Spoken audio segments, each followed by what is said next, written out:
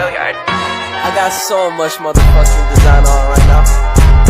Break it down, bring it back, make it clap. I got 3 old thoughts, new block, wear that damn bitches on my line.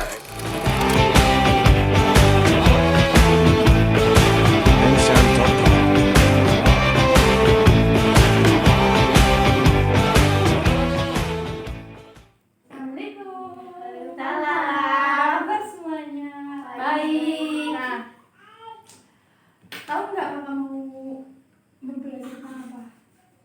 Nggak tahu. Tentang ini bulan apa sih? Nggak tahu.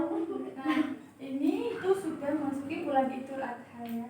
Nah, di mana bulan Idul Adha itu identik dengan hewan kurban. Nah, gimana sih cara memilih hewan kurban yang baik dan benar? Nah, di sini kakak ingin menjelaskan tentang memilih hewan kurban yang baik dan benar. Nah, menurut ajaran-ajaran Islam, ditinjau dari ajaran-ajaran Islam yang pertama, ditinjau dari prinsip-prinsip agama Islam, yaitu dalam kesucian dan kelayakan.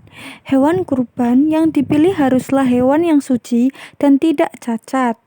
Hal ini mengacu pada ketentuan dalam agama Islam yang mewajibkan hewan kurban harus dalam keadaan sehat dan sempurna.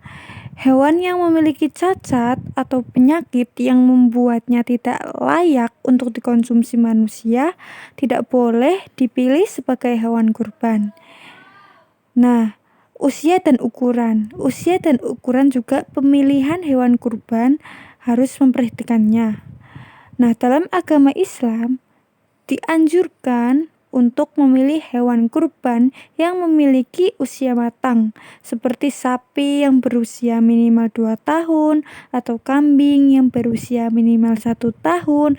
Selain itu, ukuran hewan juga harus sesuai dengan kemampuan pemilik untuk memenuhi ketentuan kurban yang ditetapkan.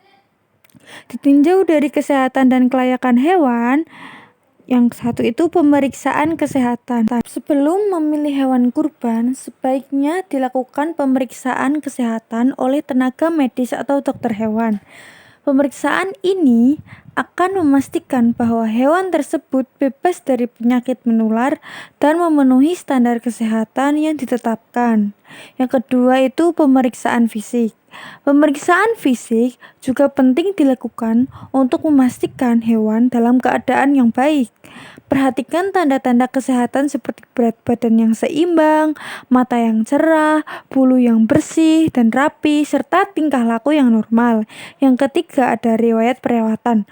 Memperoleh informasi tentang riwayat perawatan hewan juga merupakan faktor penting dalam memilih hewan kurban. Pastikan hewan telah diberi makan yang cukup, air bersih, dan lingkungan yang sehat selama masa pertumbuhannya. Nah, ditinjau dari pertimbangan sosial dan ekonomi, itu ada ketersediaan hewan kurban. Sebelum memilih hewan kurban, perhatikan ketersediaan hewan tersebut di lingkungan sekitar.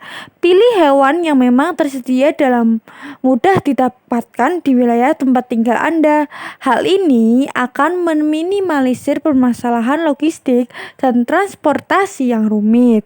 Yang kedua ada kemampuan ekonomi. Pastikan memilih hewan kurban yang sesuai dengan kemampuan ekonomi Anda. Pilihlah hewan yang harganya sesuai dengan kemampuan finansial Anda agar ibadah kurban dapat dilaksanakan dengan penuh keikhlasan dan tanpa menimbulkan beban yang berlebihan. Sesuaikan pilihan hewan dengan anggaran yang telah Anda tetapkan sebelumnya. Yang ketiga ada pembagian dan manfaat sosial. Saat memilih hewan kurban, pertimbangkan juga manfaat sosial yang dapat diberikan. Pilihlah hewan yang memiliki ukuran yang memadai untuk memenuhi kebutuhan daging yang akan dibagikan kepada yang membutuhkan. Tujuan dari ibadah kurban adalah untuk berbagi rezeki dengan sesama, sehingga pemilihan hewan kurban yang tepat dapat memberikan manfaat maksimal bagi masyarakat sekitar. Ditinjau dari etika dan kepedulian lingkungan, itu yang pertama ada perlakuan yang baik terhadap hewan. Dalam memilih hewan kurban, perhatikan pula perlakuan yang baik terhadap hewan tersebut. Hewan kurban harus diperlakukan dengan kelembutan, perawatan yang baik, dan bebas dari penyiksaan atau penganiayaan. Pilihlah hewan dari sumber yang memperhatikan kesejahteraan hewan dan melaksanakan praktik yang etis. Yang kedua ada dampak lingkungan. Pilihlah hewan kurban yang dipelihara dengan prinsip-prinsip keberlanjutan dan menjaga keseimbangan ekosistem. Pertimbangkan juga dampak lingkungan yang dihasilkan dari pemeliharaan hewan kurban seperti penggunaan air, pakan, dan limbah.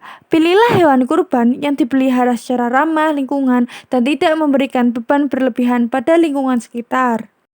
Ketentuan hewan yang bisa dijadikan kurban. Yang pertama itu harus hewan ternak, yaitu unta, sapi, kambing atau domba. Yang kedua itu harus mencapai usia minimal yang telah ditentukan oleh syariat untuk minimal berumur 5 tahun dan telah masuk ke tahun ke-6 itu unta.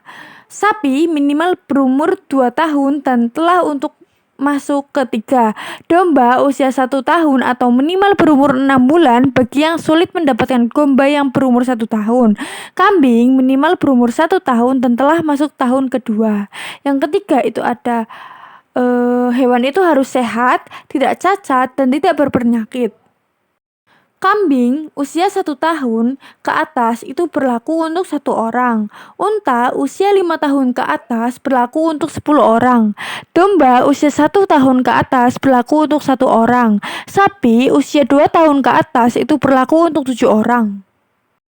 Ciri-ciri hewan kurban yang tak sah disembelih yaitu hewan yang terpotong ekornya, hewan yang telinganya terpotong, hewan yang kurus disebabkan penyakit, hewan yang buta, hewan yang hilang cairan otaknya, dan hewan yang pincang. Itu semua yang tidak sah untuk disembelih. Jadi, memilih hewan kurban yang baik dan benar itu membutuhkan pemahaman akan prinsip-prinsip agama Islam, pertimbangan kesehatan hewan, serta aspek sosial, ekonomi, dan lingkungan. Dalam melaksanakan ibadah kurban, kita harus mengedepankan kepatuhan terhadap ajaran agama, menjaga kualitas dan kelayakan hewan yang akan dikurbankan, serta memperhatikan manfaat sosial yang dapat diberikan kepada masyarakat. Selain itu, kita juga harus memperhatikan etika perlakuan terhadap hewan dan dampak lingkungan yang ditimbulkan. Dengan memperhatikan semua aspek ini, kita dapat melaksanakan ibadah kurban dengan penuh keikhlasan, mendapatkan manfaat spiritual, dan memberikan manfaat yang nyata bagi masyarakat sekitar. Gimana adik-adik, udah paham belum? Yakin udah. Kalau belum paham, bisa cari blog kakak ya. Nih, linknya di sini ya, tinggal klik aja nanti langsung muncul websitenya. Ya, oke? Terima kasih semuanya. Wassalamualaikum warahmatullahi wabarakatuh.